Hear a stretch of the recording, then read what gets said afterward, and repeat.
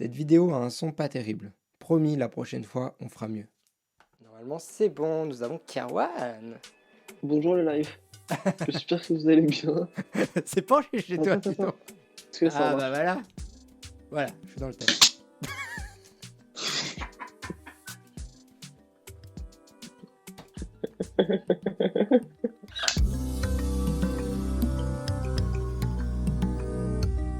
Tiens, vœux question. Les youtubeurs qui vivent plus ou moins de leurs vidéos ont-ils le droit d'aller dehors pour tourner leur prochaine vidéo? Oui, bien sûr, totalement. Et oui, c'est la grosse galère. Alex qui nous dit que la grosse galère, elle est photographe.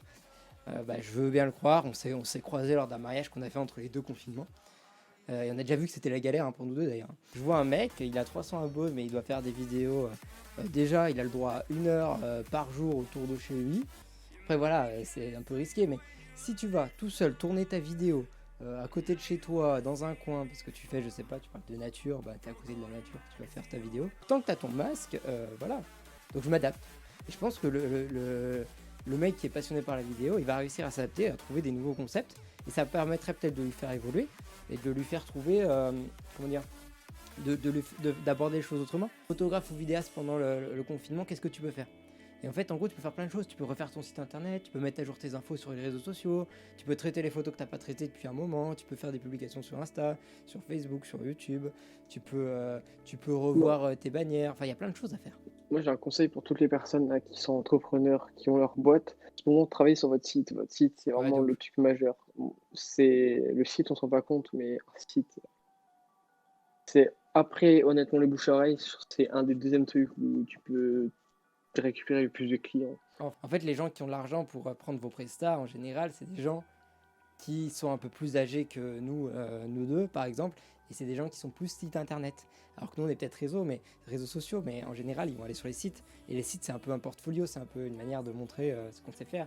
Et un site pas à jour ou un site vieillot, ça donne une impression genre ah bah ouais c'est à la vieille école quoi. Et je pense que faut pas prendre ça comme du temps perdu, faut prendre ça comme du temps où on fait les choses qu'on n'a pas le temps de faire. Ça compte à vérifier toutes ces déclarations, être à jour dans tous ces papiers, etc. Tout ce genre de choses que, au final, on reporte souvent, on procrastine à le faire, mais en vrai, je pense que ouais, c'est cool à faire.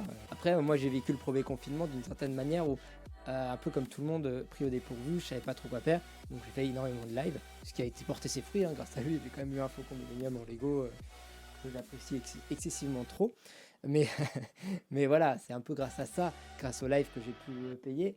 Donc bah, ça m'a apporté quelque chose financier, et ça m'a apporté quelque chose de la notoriété, 400 followers, ça m'a apporté des vues, ça m'a apporté même des idées de vidéos, comme ça j'ai développé mon YouTube, et puis comme ça j'ai pu penser à comment j'allais installer mon futur studio que vous voyez aujourd'hui. Et aujourd'hui je suis ultra heureux d'avoir ça, quoi. Je suis trop bien. Après c'est plus intéressant de gagner de l'argent par des choses réelles, vente de photos, c'est un peu plus compliqué. Non, mais c'est sûr. Après, pareil, hein, je vois que tu essayes de vendre tes photos en taille, enfin en physique. C'est trop bien ça. Pense à, enfin, pense à mettre en avant ça. C'était un beau site qui met bien en avant ça. Et tu trouves bah, faut démarcher, faut trouver des groupes de gens qui font ça, ou trouver du bouche à oreille. C'est assez compliqué, c'est long, c'est fastidieux, mais si tu lâches pas, je pense que tu auras passé un cap, et du jour au lendemain, ça va venir petit à petit, hein.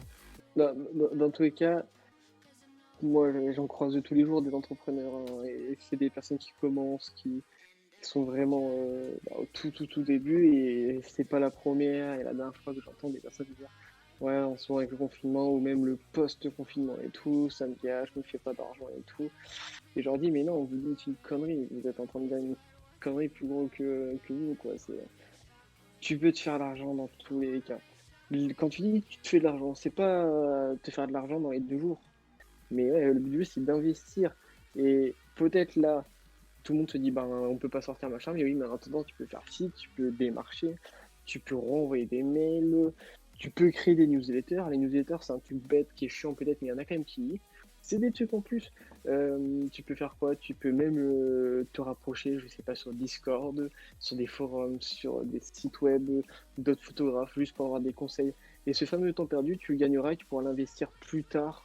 Ça peut être dans des appareils photo. Moi, je sais pas, parce que moi, je suis plus spécialisé dans les supercars et dans les montres et dans tous les trucs un petit peu dans le monde de luxe. On oublie souvent ça, on se dit ouais, faut que je bosse, mais en fait, non, c'est pas comme ça qu'il faut faire. Ok, j'ai pas envie de bosser, donc je vais faire un truc que je kiffe à mort. Je sais pas, ça peut être regarder une série, ça peut être, je sais pas, appeler sa famille, je sais pas, faire des vidéos apéro et tout. En fait, tu passes un bon moment, et après ce bon moment, bah, t'as une dose une dose de bonheur, et cette dose, de pouvoir réutiliser cette dose d'énergie pour après, du coup, créer et trouver des nouvelles idées et tout. Mais c'est sûr que tu peux pas gagner les mêmes sommes. Donc, ouais, on pense à vous. L'avantage, c'est qu'on est dans un monde où maintenant on peut se faire de l'argent avec tout et n'importe quoi. Il y a des métiers qui n'existaient pas il y a quelques années, mais j'ai des potes dont je citerai pas les noms. Ils disent ouais, j'arrive pas à trouver de boulot. Je fais juste, et je leur dis à chaque fois, je leur dis mais non, vous êtes juste des flemmards. C'est juste le seul truc que vous êtes. Parce que maintenant, on est une génération où même si t'as pas de thunes, même si t'as pas de moyens, il y a plein de trucs. Regardez, la dernière fois, j'ai rencontré une personne. Le mec, il est testeur d'un parc d'attraction. On va pas dire qu'il a un salaire de malade, hein. Je crois qu'il est payé même pas 400 euros. Je crois qu'il fait ça pendant 3-4 heures chaque jour, mais c'est toujours 400 euros en plus. Et à côté, il fait un autre boulot pareil où il est payé 400 euros, mais le 400 euros plus le 400 euros plus le 200 euros fait un SMIC carrément. Tu peux être conseiller à distance, surtout en ce moment avec le confinement, il y en a beaucoup qui achètent.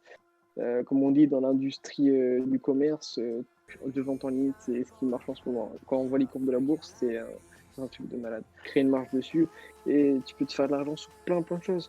Tu peux faire dessiner, revendre ça sur des tableaux. On a l'avantage qu'en ce moment, avec le confinement, il y a beaucoup de ventes en ligne et ça marche énormément. Donc, on peut se faire de l'argent avec ça. Tu peux proposer pour les anciens clients que tu as eu au mariage, s'ils ont un budget ou du bon, tu sens qu'ils ont un budget un petit peu plus gros, tu peux leur dire, pendant ce confinement, je peux vous faire du merch en rapport avec votre mariage. Ça peut être des tasses, ça peut être des bocaux de fleurs, ça peut être des trucs quand même en rapport avec le mariage. Tes anciens clients qui, ça y est, on refait une petite trésorerie parce qu'ils ont fini le mariage, tu peux leur revendre des photos imprimées, tu peux leur dire voilà, tiens, j'ai trouvé un nouveau support super cool, je vous propose des impressions de vos photos, donc je les ai en très haute résolution, je peux vous proposer des belles impressions, tu vois. Et surtout que l'avantage, c'est que dans ce genre de truc, tu investis zéro, c'est eux qui vont te passer de l'argent et c'est toi qui vas te faire une marge. Donc en fait, tu investis rien et tu vas te faire une marge. Donc d'un côté, tu vas juste gagner de l'argent en perdant zéro. C'est eux qui vont consommer, c'est pas toi de truc. Donc, Et puis même, tu peux te former aussi sur des logiciels. Je sais que tu voulais oui. essayer d'autres trucs. Ce genre de truc là, ça vaut aussi le coup. Et si tu as par exemple Photoshop, tu le gères de ouf, bah tu vas sur Malte, tu mets ton profil et formation logicielle à distance. Et il suffit qu'il y ait quelqu'un qui a besoin de former sur le logiciel, tu les formes à distance en vidéo.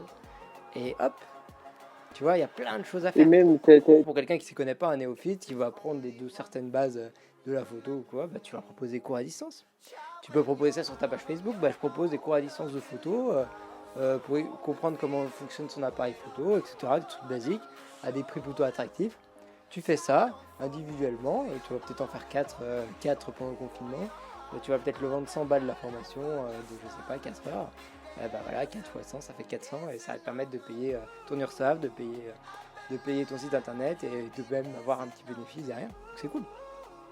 En fait, faut se réinventer. Je pense que les mecs qui galèrent pas du confinement, c'est les gens qui se réinventent. Les seuls gens qui, malheureusement, ont plus de mal, c'est les commerçants parce que là, à part créer des sites internet et d'essayer de les vendre, souvent c'est des commerçants. C'est compliqué à se réinventer. C'est dur pour eux. Mais nous, dans notre possession un petit peu numérique, on est capable de faire des choses et puis surtout qu'on a les moyens de le faire. Parce que ce qu'il faut aussi, c'est avoir une vie structurée avant d'avoir une entreprise structurée. Si ta vie est structurée, ton entreprise est structurée. Moi, depuis surtout que je suis à Monaco, moi j'ai des alarmes machin parce que je chronomètre tout, j'ai un planning. C'est peut-être une routine, hein, c'est bête, hein, je suis dans un ancrage, mais au moins ma vie est déjà très clean à côté. Donc après, mon business dans la logique peut être plus clean. Le manque de motivation va avec la négativité au final et aussi trop de paresse. Trop de se dire, et c'est bête, mais quand on est petit, c'est encore pire que quand après on perce et on gagne de la notoriété. Mais la paresse, c'est le plus gros danger, je trouve. Parce que tu peux vraiment perdre la motivation trop facilement avec de la paresse. De Fabien Olicard, entre autres, qui en parlent et qui sont vraiment géniales sur là-dessus. Et vraiment, tous les conseils, hein, il y a Il y a votre temps est infini, je vous le conseille. Je l'ai écouté en livre audio, il est génial. Il vous donne tellement d'astuces pour timer votre vie et surtout pour faire en sorte que vous ne puissiez pas dire à quelqu'un j'ai pas le temps. Entrepreneurs, les différents entrepreneurs, mais il y en a un vraiment qui m'inspire de malade. Je crois que je te l'ai déjà montré, Alex.